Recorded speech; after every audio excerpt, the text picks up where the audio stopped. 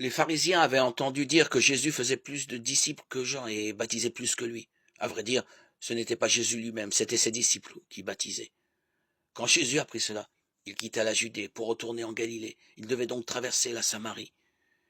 Il arrive ainsi à une ville de Samarie appelée Sychar, près du terrain que Jacob avait donné à son fils Joseph, et où se trouve le puits de Jacob. Jésus, fatigué par la route, s'était assis là, au bord du puits. Il était environ midi. Arrive une femme de Samarie qui venait puiser de l'eau. Jésus lui dit, « Donne-moi à boire. » En effet, ses disciples étaient partis à la ville pour acheter de quoi manger. La Samaritaine lui dit, « Comment? Toi qui es juif, tu me demandes à boire, à moi, une Samaritaine ?»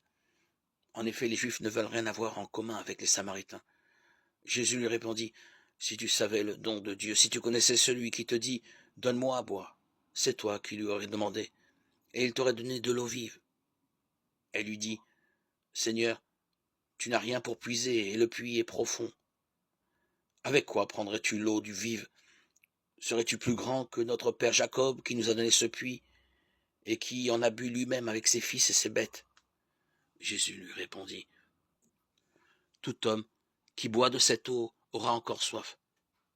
Mais celui qui boira de l'eau que moi je lui donnerai n'aura plus jamais soif.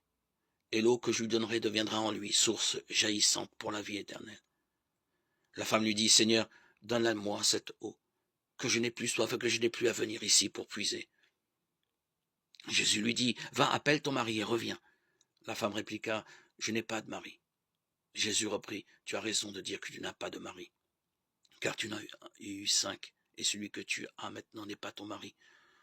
Là tu dis vrai. » La femme lui dit, « Seigneur, je le vois, tu es un prophète. Alors explique-moi.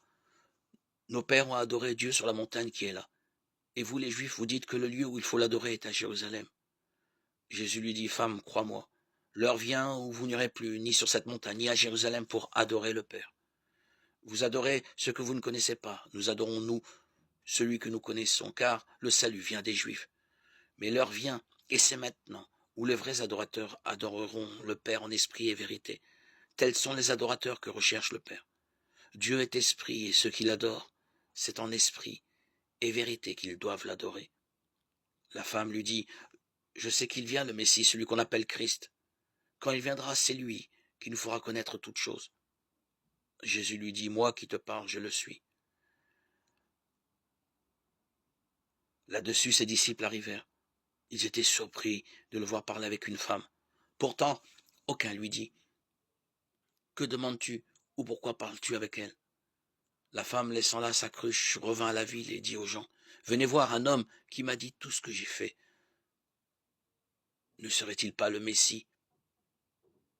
Ils sortirent de la ville et ils se dirigeaient vers Jésus. Jean 1, 1.